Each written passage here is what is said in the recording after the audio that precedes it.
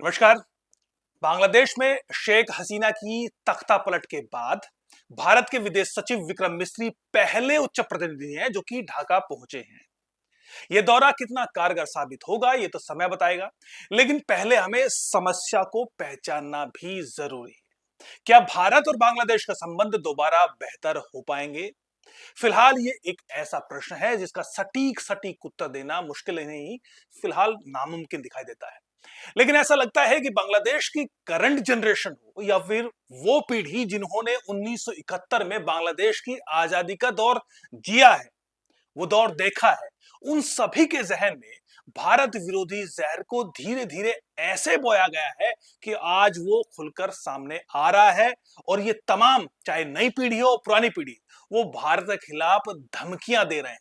अभी 2 दिन पहले ढाका में रिटायर्ड आर्म्ड फोर्सेस ऑफिसर्स के एक ग्रुप ने भारत के खिलाफ, भारत के विरोध में एक प्रोटेस्ट ऑर्गेनाइज किया। इसमें इन ऑफिसर्स में, जो रिटायर्ड आर्मी ऑफिसर्स थे, इसमें कुछ ऐसे ऑफिसर्स भी शामिल थे जिन्होंने 1971 के युद्ध में भारत की आर्मी के साथ मिलकर पाकिस्तान के खिलाफ आजादी की जंग लड़ी थी।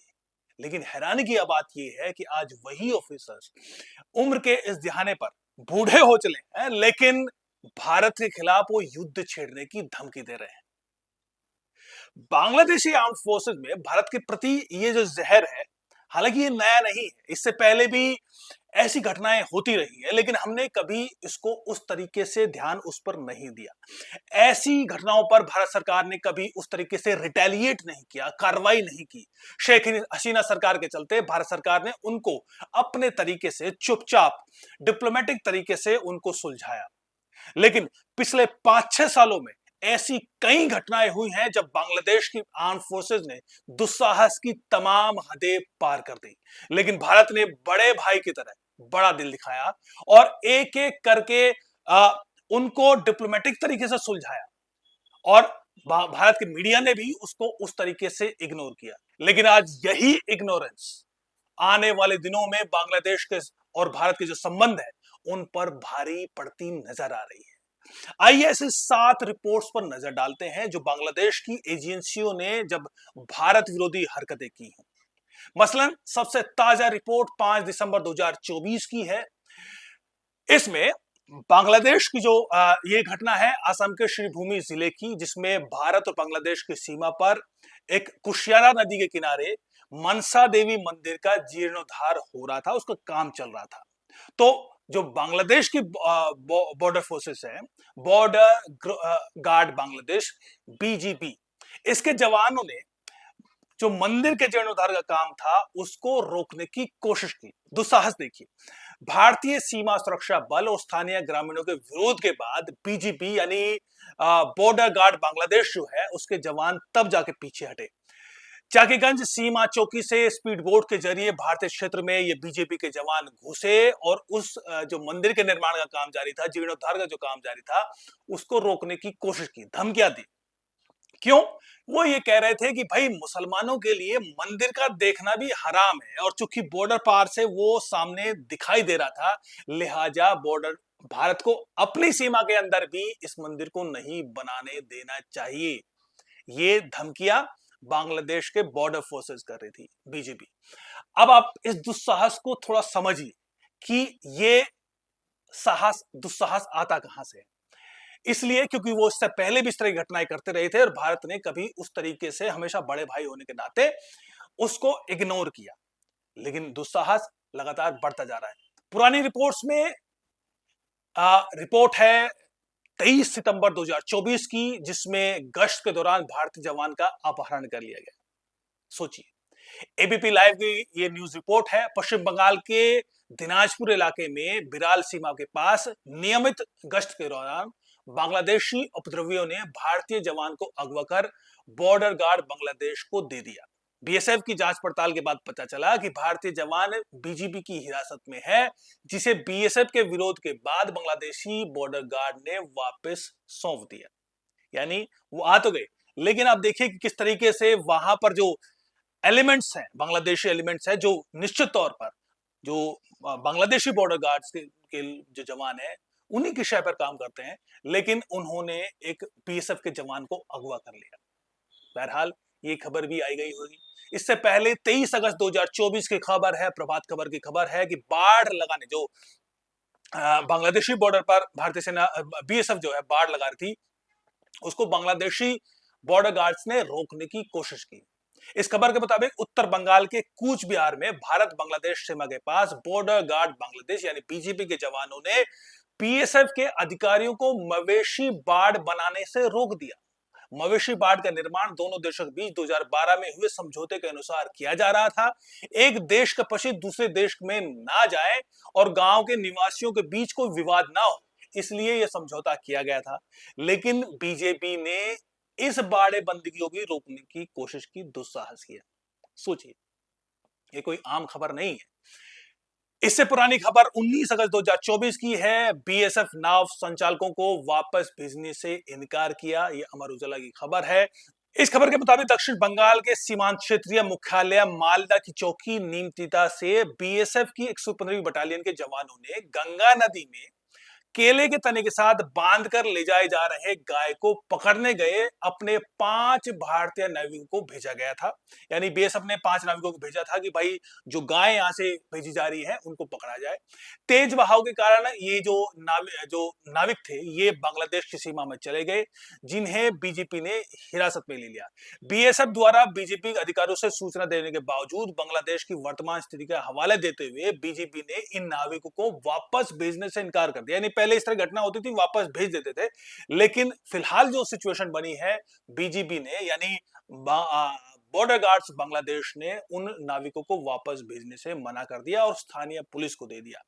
अब आप समझिए कि पहले इस तरह घटना होती, लेकिन अब जो घटना है, अब जो बीजेपी का नजरिया है वो भी किस कदर से बदला है रिजीम चेंज होने के बाद। 1 जुलाई 2023 की एक और रिपोर्ट है जिसमें बांग्लादेश बॉर्डर गार्ड ने बाढ़ बनाने से रोका। एक खबर है ईटीवी भारत की जिसमें करीमगंज शहर को होकर बहने वाली कुशर नदी के सीमावर्ती इलाकों में कटीले तारों को बाढ़ बनाने का काम किया जा रहा था और यह काम पूरा नहीं हो पाया था कि तब बीजेपी ने यानी बॉर्डर गार्ड बांग्लादेश ने इसको रोकने की कोशिश की।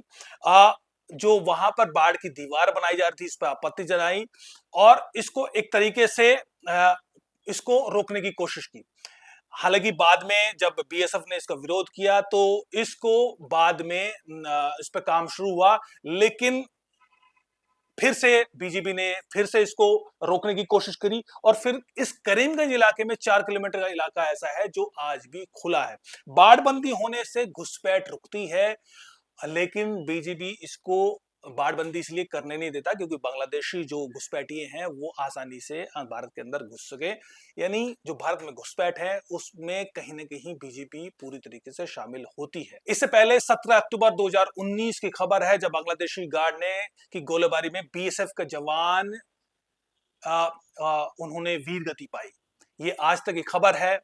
पश्चिम बंगाल के मुर्शिदाबाद जिले के काकमरी बार में अंतरराष्ट्रीय सीमा पर बीजेपी की गोलीबारी में सीमा सुरक्षा बल के हेड कांस्टेबल विजय भान सिंह ने वीरगति पाई, जबकि एक अन्य कांस्टेबल इसमें घायल हुए। दरअसल 3 भारतीय मछुआरों को पकड़ने जो पद्मा नदी है उसके सीमावर्ती क्षेत्र में ये बीएसएफ के जवान चले गए थे, जिसको रिहा करने के लिए बीएसएफ के जवानों पर बीजेपी की ने गोलीबारी शुरू कर दी। अब सोचिए कि इस तरह की घटनाएं होती हैं और दुस्साहस बॉर्डर गार्ड बांग्लादेश का इतना हो चुका है कि वो खुलेआम गोलीबारी शुरू भी कर देते हैं और जिसमें भारत के एक जवान अपनी जान गंवा भी देते हैं। ये कोई छोटी मोटी घटना नहीं है, लेकिन क्या आपने अगर भारत और पाकिस्तान के बीच या भारत चीन के बीच इस तरह की खबरें होती तो क्या उस पर ये उसी तरह ये खबरें आई गई हुई होती, क्या इस पर हंगामा नहीं होता? लेकिन बांग्लादेश के बीच और भारत के बीच जो इस तरह की घटनाएं होती हैं उनको नजरअंदाज करना मीडिया हो या भारत सरकार, ये कहीं ना कहीं आज भारी पड़ता दिखाई दे रहा है।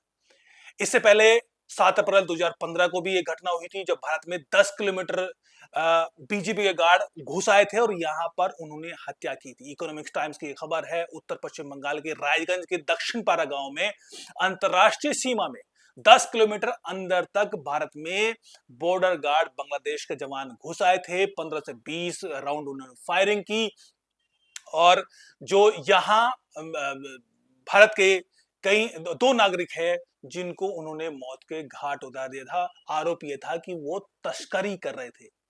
और अब आप बेशक का आरोप ये है कि बीजीबी ने बर्मन के शव को घसीटते हुए बांग्लादेश में ले गई, यानी जो यहाँ भारतीय नागरिक था उसके शव को भी लेकर वो चली गई थी। अब ये निश्चित तौर पर जो बांग्लादेश के बॉर्डर गार्ड्स हैं उनके दुस्साहस को यहाँ पर स्पष्ट करते हैं कि निश्चित तौर पर वो जो बॉर्डर गार्ड्स हैं उनके मन में भारत के प्रति कोई प्रेम नहीं है, उनके अंदर जहर धीरे धीरे घर के भरा गया है और जब उन्हें मौका मिलता है वो इस तरह की घटनाओं को, भारत विरोधी घटनाओं को अंजाम देते हैं। सवाल ये है कि हम चुप क्यों हैं? ये तो चंद वो रिपोर्ट्स हैं जो अलग अलग मीडिया प्लेटफॉर्म पर रिपोर्ट हुई है, यानी बांग्लादेश की आर्म्ड फोर्सेस भारत के विरुद्ध अपने आत्मघाती व्यवहार को बार बार उजागर करती रही है। भारत की सजाशयता और बड़े भाई के बड़े दिल वाले व्यवहार को जो बांग्लादेशी है वो हमेशा कमजोरी समझते आए हैं, जिससे उनका दुस्साहस दिन पर दिन बढ़ता रहा है। लेकिन आज जिस तरीके के हालात इस भारत और बांग्लादेश के बीच जो संबंध है इस कदर जो तल्ख हो चुके हैं कि अब सख्त कार्रवाई की बेहद जरूरत है, चाहे वो जमीनी मोर्चे पर हो, चाहे वो राजनयिक मोर्चे पर हो, डिप्लोमेटिक स्तर पर हो, और चाहे वो आर्थिक और व्यापारिक स्तर पर। भारत को अपने हितों को देखते हुए अब कार्रवाई करना जरूरी है। जय हिंद।